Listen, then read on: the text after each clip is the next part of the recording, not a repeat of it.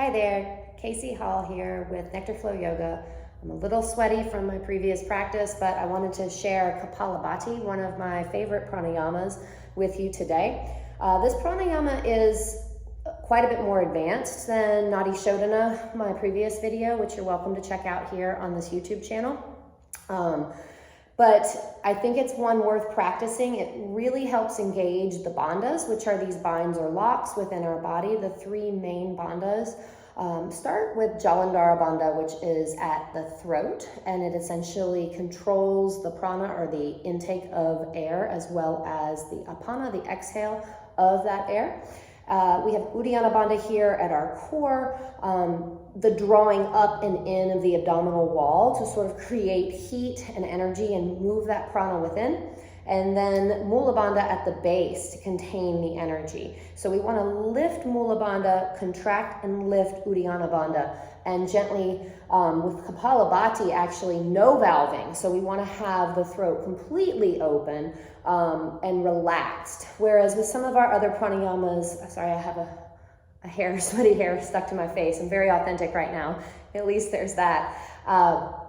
For example, with Ujjayi breathing, a very common breath in power yoga practices and also often heard in Ashtanga classes as well, we do have a valving of the throat that creates that whispering sound. So those of you that have a strong power practice, I encourage you to really work on opening the throat and not valving for this Kapalabhati.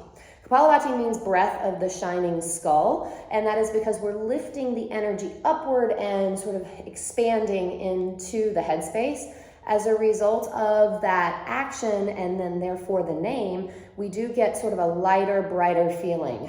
This is a very energetic breath. It's a clearing, cleaning, empowering breath would be another adjective that I would use. I would recommend doing this on an empty stomach. That's the case with most pranayamas, but especially this one. So what happens with Kapalabhati that makes it quite unique, we're breathing in and out of the nose like many of our other pranayamas, but we are having a passive inhale. So we're not actively breathing in. We are passively inhaling because we create a vacuum with the exhale. So it's a very powerful, forceful exhale from the low belly and up. So it looks kind of from the side like this. I'm going to expand into the belly and draw up and in. So we do that, and in the beginning you want to do this quite slowly. So starting with a half breath in, we'll breathe into the abdominal wall, into the belly. That's a half breath, and then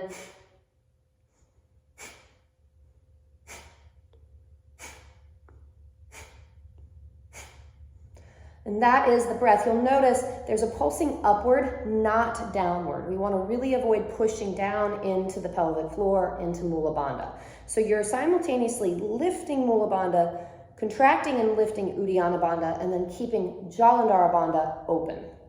So to begin, I recommend just starting with 10 of these, and you can go quite slowly. Let's do those together. So take a big full breath in, big exhale. Inhale halfway into the belly.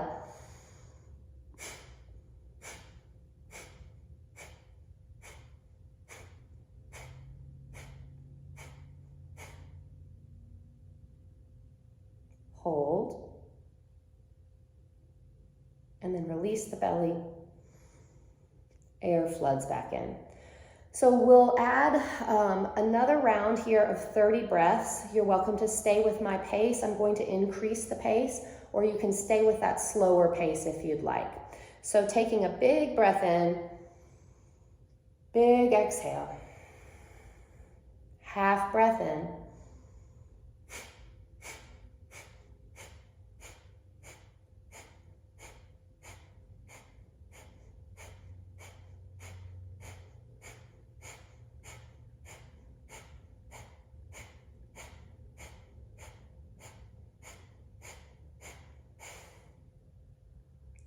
retain the exhale.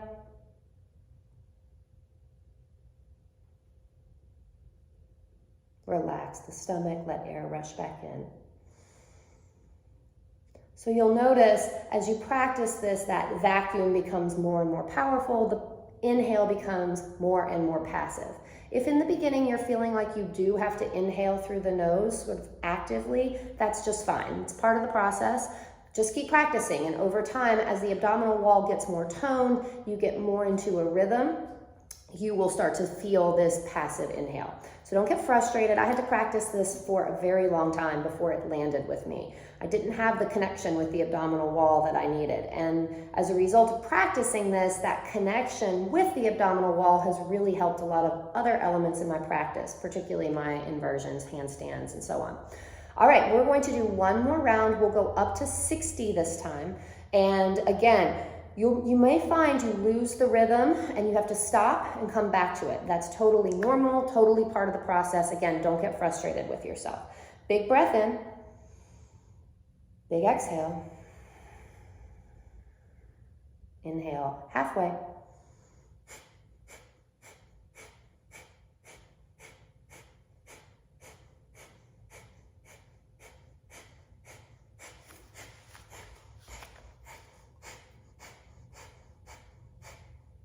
See, I lost it.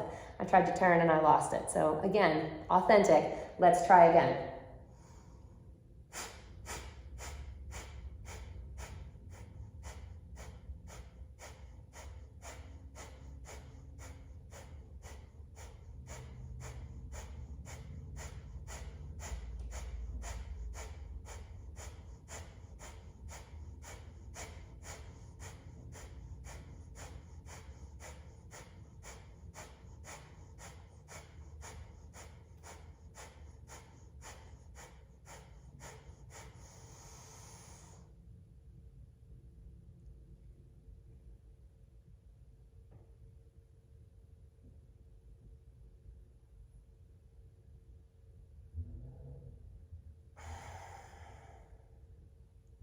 All right, and just a little disclaimer, if, as with any pranayama, you ever feel lightheaded, dizzy, or uncomfortable, simply stop the practice. There is no reason to force yourself through discomfort. There is no reason to make yourself pass out. So this is not a race, it is not a competition, it is just a practice to play and explore the movement of energy or prana within your body. I hope that you enjoyed this and have a great